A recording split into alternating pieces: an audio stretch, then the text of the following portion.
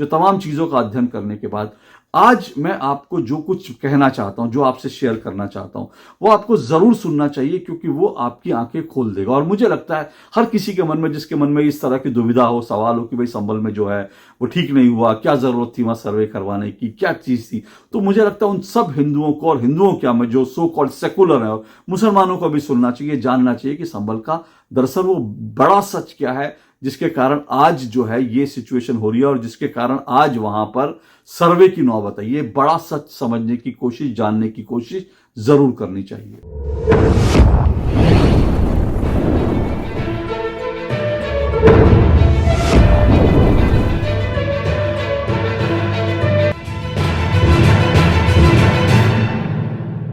बीते करीब 10 दिन से संभल का मुद्दा गरमाया हुआ है।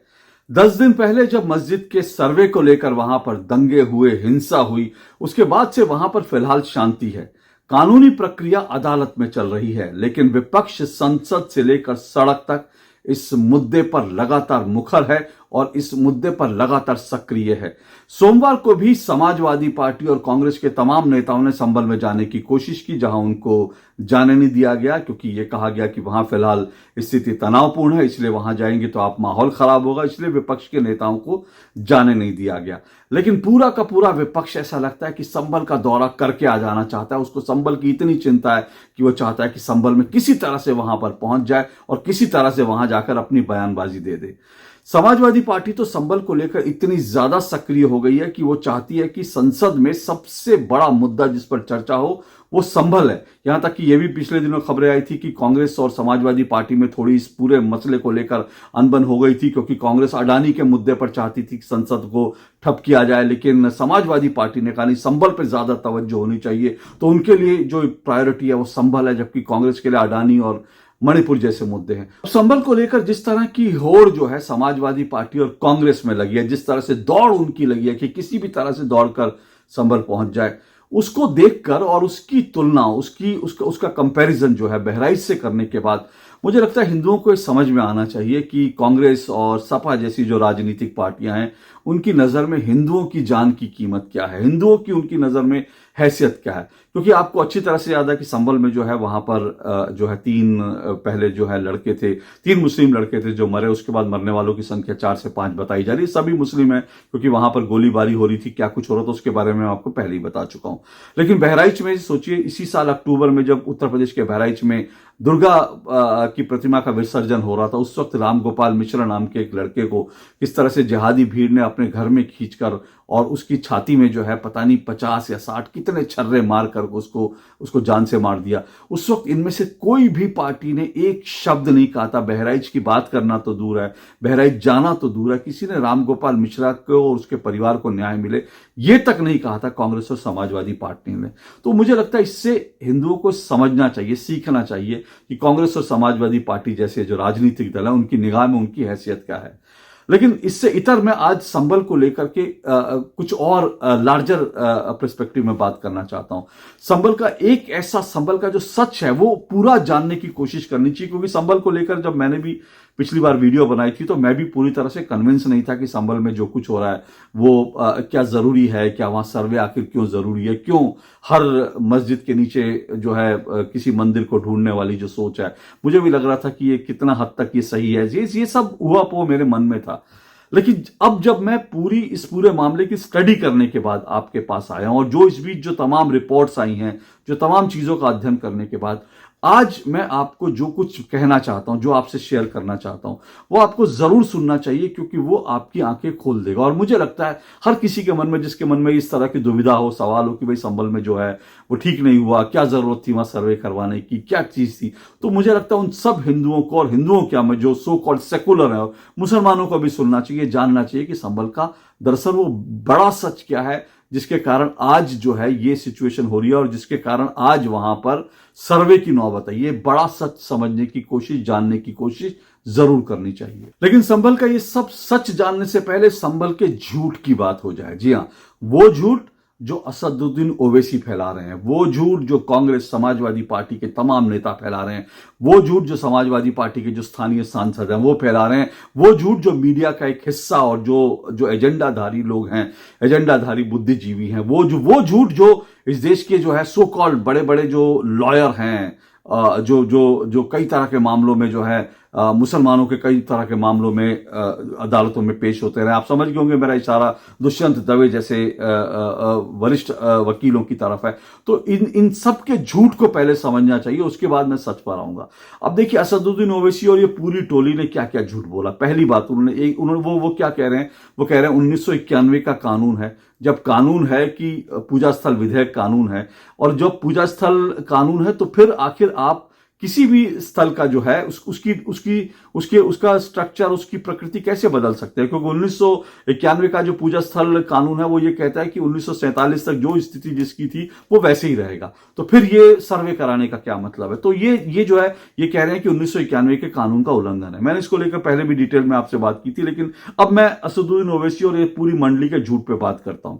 तो ये कह रहे हैं कि 1991 के कानून को क्यों नहीं माना जा रहा। दूसरी चीज ये लोग क्या कह रहे हैं, ये लोग कह रहे हैं कि देश की अदालतों में ये हो क्या रहा है कि कोई भी आदमी जाता है और उसकी धड़ से जो है कोई पिटीशन लेके जाता है और उस पिटीशन को लेकर सर्वे का ऑर्डर दे दिया जाता है। इसको लेकर के यहां तक कि चंद्रचूड़ जी को खूब गालियां दी जा रही है कि चंद्रचूड़ जी ने जो ज्ञानव्यापी के मामले में जो सर्वे का उन्होंने आदेश दिया और जिस तरह से उन्होंने 1991 के कानून की व्याख्या की, उसके कारण ये पूरा का पूरा फसाद हो रहा है। तो लोग आज भी चंद्रचूड़ जी को गाली दे रहे हैं, ये पूरा मंडली। और दूसरा क्या, दूसरी तरफ आज ये कह रहे हैं कि सारे जज जो हैं जो छोटे छोटे अदालतों में बैठे हैं, उनके पास कोई भी पिटीशन पहुंचती है वो इतने मैनेज हैं कि वो फट से जो है सर्वे का ऑर्डर दे देता है। पूरा सिस्टम बर्बाद कर दिया नरेंद्र मोदी ने ये वो करके। यहां तक कि रामगोपाल यादव जो समाजवादी पार्टी के बहुत वरिष्ठ नेता, उन्होंने तो इतना भयंकर बयान दिया, इतना गंदा, इतना शर्मनाक बयान दिया कि क्या उन्होंने कह दिया कि छोटे छोटे जज जो हैं वो इस देश में आग लगा देना चाहते हैं। इस तरह से करके उन्होंने पूरी की पूरी बात कही। लेकिन ये लोग कितने झूठ बोल रहे हैं इसको मैं फैक्ट्स के साथ आपको समझाता हूं। देखिए ये जो कह रहे हैं ना कि 1991 का कानून और पिटीशन की भाई कैसे पिटीशन एक्सेप्ट हो जाती है और जो है जज लोग दंगा भड़का रहे हैं। देखिए जो डेटा है वो ये कहता है कि इस देश में अब तक जो है सर्वे को लेकर कहीं पर भी अगर किसी को आशंका है कि भाई इस तरह से वहां पर कोई मस्जिद है, कोई और स्ट्रक्चर है जो मंदिर को तोड़कर बना है, तो उसका सर्वे होना चाहिए ताकि हिंदू अपनी जो उनकी जो संस्कृति, उनके जो संस्कार, उनके जो मंदिर जो है, उनके धर्म से जुड़ी चीजें उनको रिक्लेम कर सके। तो इसको लेकर अब तक देश में करीब करीब 14 पिटीशन दायर हुए। ध्यान से सुनिएगा जो मैं कह रहा हूं, 14 पिटीशन दायर हुए हैं और 14 में से सिर्फ 4 एक्सेप्ट हुई हैं।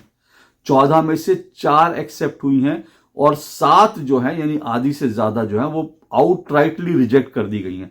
7 की तो सुनवाई नहीं हुई, उनको बिल्कुल रिजेक्ट कर दिया गया। 4 हैं जिनमें बात आगे बढ़ी है। तो ये कहना कि जज कहीं भी जाते हैं और कोई पिटीशन लगा देता है उसको स्वीकार कर देते हैं, ये बात इससे झूठ साबित हो गई।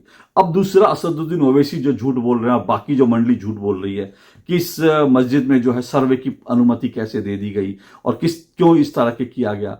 और तो ये आप समझ लीजिए कि ये जो है सर्वे की अनुमति जो दी गई है वो इसलिए दी गई है क्योंकि ये जो मस्जिद है ना, ये मस्जिद आर्कियोलॉजिकल सर्वे ऑफ इंडिया के अधीन आती है। मैंने आपको पहले भी बताया था 1991 का जो कानून है वो एएसआई के अंतर्गत जो बिल्डिंग्स हैं उन पर लागू नहीं होता।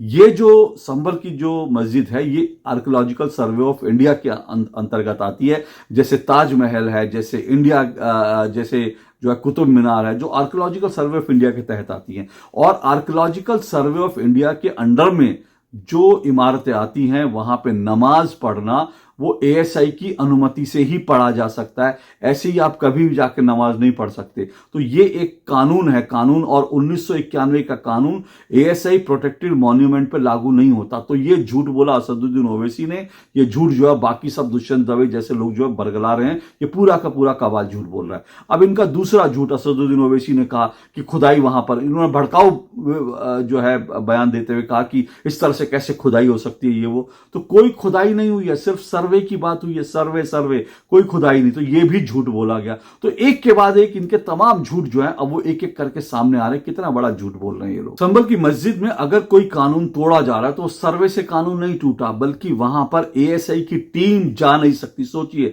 जिस एएसआई के अंडर में ये बिल्डिंग आती है वहां पर एएसआई की टीम जा नहीं सकती। कानून ये तोड़ा जा रहा है कि वहां पे जो मुस्लिम है, जो मस्जिद की पर कब्जा करके एक इंतजामिया कमेटी, मस्जिद इंतजामिया कमेटी बैठी है, तो वो जो है वो वहां पर एएसआई की टीम को जाने नहीं देती और उनको सर्वे करना तो दूर की बात है, मतलब उनको वहां पर प्रवेश भी नहीं करने देती। तो कानून का उल्लंघन ये हो रहा है कि एएसआई प्रोटेक्टेड मॉन्यूमेंट में कानूनन जो है वो एएसआई की परमिशन से जाते हैं, लेकिन यहां पर एएसआई जो है वो जो है वहां पर जा ही नहीं पा रही। परमिशन एएसआई से लेना तो दूर की बात है, एएसआई की टीम वहां पर नहीं जा पा रही। तो कानून का उल्लंघन तो ये हो रहा है, लेकिन इस सच को देश से छुपाया गया, इस सच को जो है कह के झूठ आपको बताया जा रहा है। तो सवाल यह होता है कि एएसआई की टीम जा सकती है, लेकिन एएसआई की टीम को वहां पे परमिशन नहीं है जाने की। अब इसके साथ साथ ये भी बड़ा सवाल उठता है कि वो तो मस्जिद जो है वो आर्कोलॉजिकल सर्वे ऑफ इंडिया के अधीन आती है, तो वहां पे मस्जिद इंतजामिया कमेटी कहां से आ गई? उस पूरे मस्जिद को कंट्रोल करने वाली, उसको चलाने वाली, उसका सारी चीजें जो हैं वो मस्जिद इंतजामिया कमेटी। जब वहां पे सर्वे की टीम गई तो मस्जिद इंतजामिया कमेटी वहां पर आई और उन्होंने कहा आप ऐसा नहीं कर सकते, वैसा नहीं कर सकते, और लोकल सांसद पहुंचे वहां, उन्होंने बवाल किया, लोगों को बुला लिया, उसके बाद दंगा हुआ। तो अब इसमें बड़ा सवाल ये उठता है कि जो एक मॉन्यूमेंट एएसआई प्रोटेक्टेड है तो उसमें तो एएसआई का कंट्रोल होना चाहिए। मस्जिद इंतजामिया कमेटी कहां से आ गई उसको कंट्रोल करने के लिए? तो ये तो सीधा सीधा कानून का उल्लंघन ये हो रहा है कि एएसआई की जो इमारत है, एआईसी प्रोटेक्टेड इमारत पे किसी मुस्लिम समुदाय की एक कमेटी ने कब्जा कर लिया। तो कानून तो यहां टूट रहा है, कानून अदालत ने नहीं तोड़ा, कानून यहां पर ये लोग तोड़ रहे हैं जो स्थानीय लोग हैं, और इसको प्रोटेक्ट करने के लिए पूरा का पूरा जो है ये जो है झूठ रचा जा रहा है, जो आपको बताया जा रहा है। अब इस पूरी मस्जिद की जो है सच की कहानी जो है, इस संभल की और इसकी जो मस्जिद की कहानी है, उसके पूरे सच को समझ लीजिए। देखिए ये वहां पर स्थानीय लोग कहते हैं हरिहर मंदिर है, जहां कल की अवतार लेंगे ऐसा माना जाता है, तो उसको हरिहर मंदिर मानते हैं। और ये प्राचीन काल से हरिहर मंदिर था, इसके बाकायदा प्रमाण मौजूद हैं, इसके बाकायदा नक्शे मौजूद हैं। ये मस्जिद वहां पर 1529 में बनी। कैसे बनी आपको अच्छी तरह से मालूम है, जैसे हर जगह पर तोड़ा जाता है मंदिरों को तोड़ करके, उसी तरह से यहां भी मंदिर को तोड़कर बनी। चलो वो तो पुराना इतिहास था, 1529 और उसके पहले मंदिर था, ये पुराना इतिहास था। लेकिन उस पुराने इतिहास के बाद जो है 2 तारीखें याद रखिए इस पूरे मामले में, जो हमें बताती हैं कि दरअसल यहां पर अगर ये सर्वे हो रहा है और हिंदू पक्ष अगर दावा कर रहा है तो उनके दावे को क्यों गंभीरता से लेना चाहिए और इस पर क्यों चर्चा जरूरी है, और इस मामले में दूध का दूध पानी का पानी क्यों होना चाहिए, इस बात को समझिए। मैं कह रहा हूं पुरानी चीजें भूल जाइए, लेकिन आपको मैं 2 तारीख याद रखिए, 1978 और 2012, ये 2 तारीख याद रखिए। इसके बीच में जो है सच छुपा है। देखिए सच क्या है कि हरिहर मंदिर वहां था, वहां पर ठीक है, वहां पर मस्जिद बना दी गई उसको तोड़ ताड़ कर, लेकिन उसके बावजूद 1978 तक वहां पर मंदिर था। तो वहां पर मस्जिद भी छोटी थी और वहां मस्जिद में लोग जाते थे, लेकिन मंदिर भी वहां था, जैसे काशी में है, जैसे मथुरा में है, तो इस तरह की चीजें थी। अब सोचिए कि 1978 के बाद ऐसा वहां पर क्या, तो हिंदू वहां पर जाते थे, वहां पर पूजा अर्चना करते थे, लेकिन 1978 में वहां पर बाकायदा एक वहां पर मुस्लिम नेता था, मुस्लिम लीग का, वहां पर उसकी शह पर वहां पर एक संभल के अंदर एक अफवाह फैलाई जाती है। 2 तरह की अफवाह फैलती है, क्योंकि वहां पर जिन पत्रकारों ने, मैं यहां पर जरूर कहूंगा स्वाति गोयल शर्मा एक बहुत वरिष्ठ पत्रकार हैं, उनको आपको ट्विटर पे फॉलो करना चाहिए। उन्होंने वहां पर जाके पूरी रिपोर्टिंग की है, न सिर्फ रिपोर्टिंग किया बल्कि स्वाति गोयल ने इसको लेकर के जो किताबें हैं उनको खंगाला है। किताब खंगालने के बाद भी इस पूरे मसले को लेकर उन्होंने जो फैक्ट है वो देश के सामने रखा। उस फैक्ट को जानना जरूरी है। तो 1978 तक वहां पर सब कुछ होता था, हिंदू मुस्लिम वहां पर रहते थे। जो हिंदू हैं उनकी जनसंख्या वहां करीब करीब 30% थी संभल में। तो आप समझ लीजिए कि वहां पर मुस्लिम ही ज्यादा डोमिनेटेड थे, उनकी आबादी ज्यादा थी, लेकिन हिंदू वहां पर 30% थे। अब वहां पर हिंदू मुस्लिम दोनों जाते थे, दोनों अपना, हिंदू भी वहां जल चढ़ाते थे, वहां पर 2 कुएं भी हैं, जिन कुओं में कुआं पूजन के लिए जाते थे, सब लोग जाते थे और वहां पर पूजा अर्चना होती थी। लेकिन 1978 में मंजर शफी नाम का एक जो मुस्लिम लीग का नेता था, उसके नेतृत्व में वहां पर जो है एक बाकायदा हिंदुओं के नरसंहार का प्रोग्राम बनता है। और ये किताबों में ये बाकायदा किताब है जिसका जिक्र करके जो है स्वाति गोयल शर्मा ने इस किताब का के आधार पर उस किताब की तहकीकात करके उस किताब को पढ़कर वहां से फैक्ट लेकर ये सब चीजें कही। तो उन्होंने कहा कि दरअसल 1978 में मंजर शफी के नेतृत्व में इस तरह का प्रोग्राम होता है और वहां पर दो तरह की अफवाहें फैलाई जाती हैं। वो अफवाहें क्या थी उसकी डिटेल में नहीं जाता, वैसे सुन लीजिए, आपको मैं बता देता हूँ। दो अफवाहें थी। एक तो ये कहा गया कि मंदिर के अंदर जो है किसी मौलाना को हिंदुओं ने मार दिया, एक अफवाह ये फैलाई गई। दूसरी अफवाह ये फैलाई गई कि वहां पे जो है फिर से वहां पर हिंदू जाकर अंदर अंदर जो है जल चढ़ा रहे हैं, पूजा अर्चना कर रहे हैं। तो इस तरह की अफवाह उन्होंने फैलाई। अब इस अफवाह के कारण वहां का माहौल खराब होता है, वहां दंगे नहीं कहना चाहिए, हिंदुओं के ऊपर को निशाना बनाया जाता है मंजर शफी मुस्लिम लीग के नेता के नेतृत्व में, और उसमें 25 लोग जो हैं उस समय मारे जाते हैं। अब ये हिंदुओं के खिलाफ कैसा एक नरसंहार था, इसको समझिए कि 25 लोग मारे जाते हैं, इसमें 23 हिंदू हैं और 23 में से 14 हिंदू जो हैं उनको एक मिल के अंदर जलाकर मार दिया जाता है। अब यहां से कहानी, क्योंकि क्या अब इस कहानी को सुनकर, इस कहानी के बारे में, कहानी नहीं इसको कहना चाहिए, इस हकीकत, ये जो हिंदुओं का नरसंहार है, उसके बाद वहां से हिंदुओं की आबादी जो है धीरे धीरे कम होने लगी और आज वहां पर बताते हैं करीब 10% आबादी है। तो क्या ये जो मंजर शफी के नेतृत्व में जो कुछ किया गया था, क्या ये उस जगह पर जहां पर हिंदू भी जाते थे, हिंदुओं का भी दावा था, क्या हिंदुओं के दावे को खत्म करने और मस्जिद पर पूरी तरह से, एएसआई प्रोटेक्टेड मॉन्यूमेंट पर पूरी तरह से कब्जा करने के लिए किया गया था? इस बात को समझिए। हिंदुओं की आबादी कम हो गई, हिंदुओं का वहां पर जो है जाना कम हो गया। उसके बाद हिंदुओं ने धीरे धीरे डरकर वहां जाना बंद कर दिया, कम कर दिया, बंद नहीं कह सकते, 1978।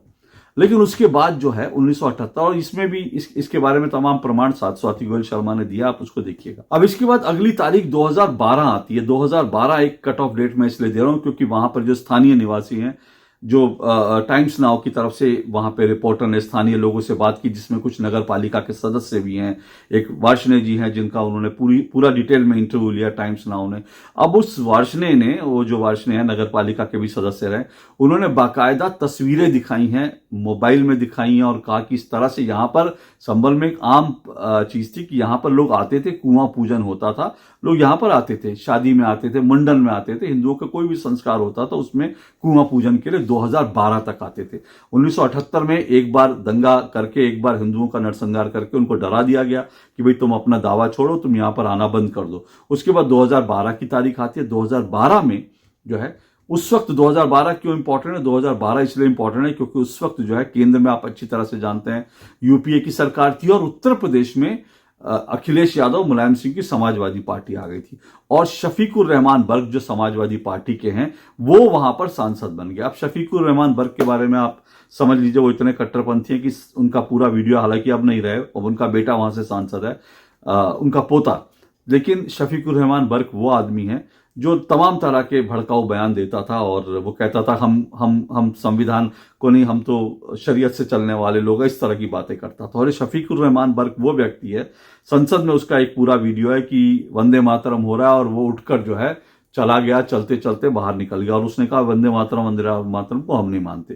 तो वो शफीकुर रहमान बर्क जो है वहां का सांसद हुआ। अब वहां पर जो वार्ष्णेय और बाकी जो स्थानीय लोग बताते हैं, कहते हैं कि 2012 के बाद अब वहां पर जो इंतजामिया कमेटी है उसने धीरे धीरे मस्जिद पर पूरी तरह से कंट्रोल कर लिया और एएसआई प्रोटेक्टेड मॉन्यूमेंट जो है वहां पर अवैध निर्माण करना शुरू कर दिया। ये बता रहे हैं कि उस मस्जिद के अंदर आप जाएंगे तो वहां पर अभी जो है आपको वहां पर एनिमल पेंट मिलेगा, प्लास्टर ऑफ पेरिस दीवारों पर लग गया है और दूसरी तरफ जो है स्टील की ग्रिल वहां लग गई हैं। अब एएसआई प्रोटेक्टेड मॉन्यूमेंट में जो है इस तरह की चीजें नहीं होती कि वहां एनिमल पेंट कर दो और क्या कुतुब मीनार पर आप जाएंगे एनिमल पेंट कर देंगे, प्लास्टर ऑफ पेरिस वहां की दीवार पर कर देंगे, ये सब नहीं होता। लेकिन इस मस्जिद में जो 1920 या 30 से एएसआई प्रोटेक्टेड मॉन्यूमेंट था वहां पर जो है इस तरह से अवैध चीजें करनी, निर्माण कार्य शुरू हो गए और मस्जिद की जो बड़ी बड़ी दीवारें जो पहले नहीं थी, आज वहां देखेंगे तो किला नुमा दीवारें हैं, ये दीवारें भी पहले नहीं थी, ये किला नुमा दीवारें खड़ी कर दी गई।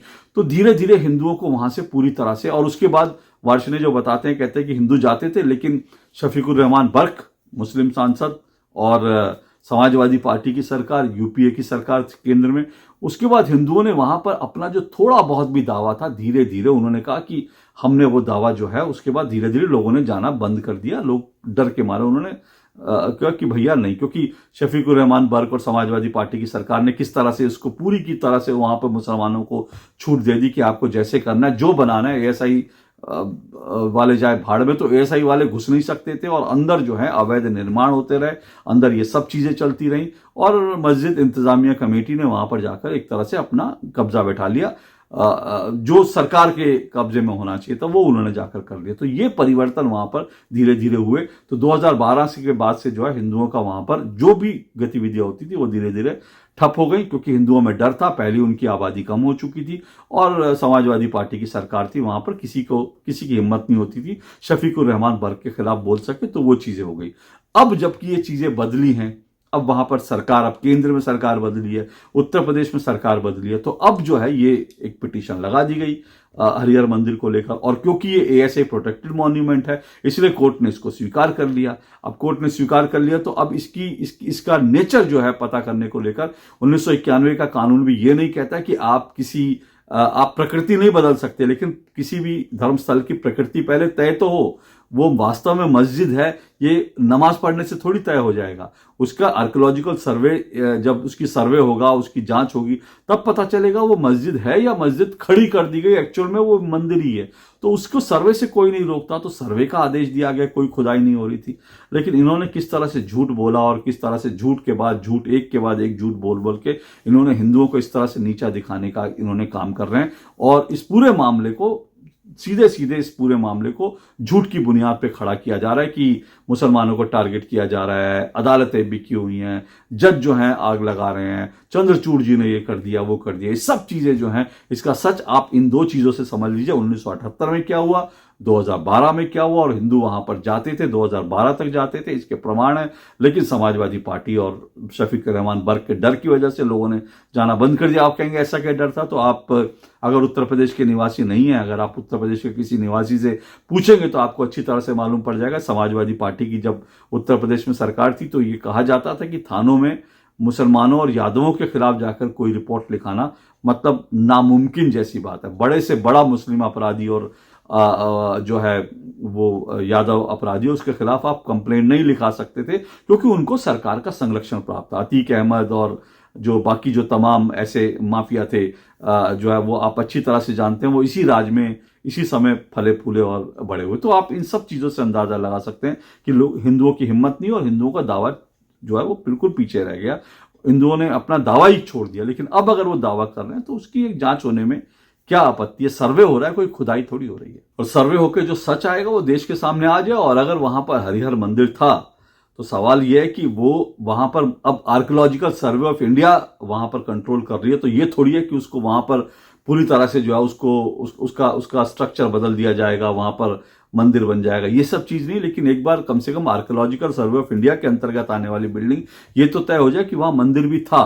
उससे क्या होगा, इतिहास को तो हम जान पाएंगे, हम अपने रूट्स को तो जान पाएंगे, हम ये तो जान पाएंगे कि वहां पर कल की अवतार का मंदिर था। बाकी चीजें तो न्यायालय में तय होंगी, तो न्यायालय में तय होने दीजिए। और न्यायालय में तय होने से आप क्यों डर रहे हैं? आपको क्यों डर लगना चाहिए न्यायालय में? और न्यायालय पे आपको भरोसा भी होना चाहिए। आखिर देश की अदालतें हैं, देश की अदालतें ऐसे ही तो कोई भी फैसला नहीं सुनाती ना, सबूत होगा। और आप जो है इसमें जाकर के इसको जो है इसको चैलेंज कर सकते हैं अगर आपको कोई फैसला स्वीकार न हो। लेकिन कम से कम कोई चीज अगर कानूनी प्रक्रिया से आगे बढ़ रही है तो उसको झूठ के जाल में मत उलझाइए। वैसे आपको ये भी बता दूं, इस बीच जो है मैंने शुरुआत जो की थी समाजवादी पार्टी और कांग्रेस की जो मुस्लिम तुष्टीकरण की नीति है उससे शुरुआत की थी। अब ये भी समझ लीजिए कि आलोक शर्मा कांग्रेस के प्रवक्ता हैं और उनके साथ एक और महिला जो है वो भी कांग्रेस इकोसिस्टम के, उन दोनों ने जाकर अब पिटीशन लगा दिया कि इस तरह से जो है सर्वे और जो हो रहे हैं किसी भी चीज के, वो ब्लैंकेट बैन हो जाए। 1991 का जो कानून है वो लागू रहे और उस पर कोई सर्वे कहीं नहीं हो सकता। कोई हिंदू अगर कहे कि यहां पर मंदिर था तो उसका सर्वे नहीं हो सकता, उसकी पिटीशन नहीं सुनी जा सकती, किसी हिंदू को कोर्ट जाने की अनुमति नहीं है। अब आप सोचिए, यही समाजवादी पार्टी है, यही कांग्रेस है जिन्होंने वक्फ बोर्ड को इतनी ताकत दे दी कि वक्फ बोर्ड किसी पर कह दे कि मेरी जमीन है तो आप वहां पर वक्फ बोर्ड को लेकर के कोर्ट में नहीं जा सकते, क्योंकि वक्फ बोर्ड जो है उसी का कोर्ट में सुनवाई होगी। तो एक तरफ वक्फ बोर्ड को इतनी ताकत दे दी, वो जिस जमीन पे कहे वो जमीन उसकी है। दूसरी तरफ हिंदू जो है और वक्फ बोर्ड के फैसलों के खिलाफ आदमी कोर्ट में नहीं जा सकता। दूसरी तरफ जो है आपने हिंदुओं को इस लायक कर दिया कि वो कोर्ट में जाकर के इंसाफ भी नहीं मांग सकते। ये इन पॉलिटिकल पार्टियों की राजनीति है, इसे समझना जरूरी है और थोड़ा सा जागना जरूरी है। आज के लिए इतना ही। नमस्कार।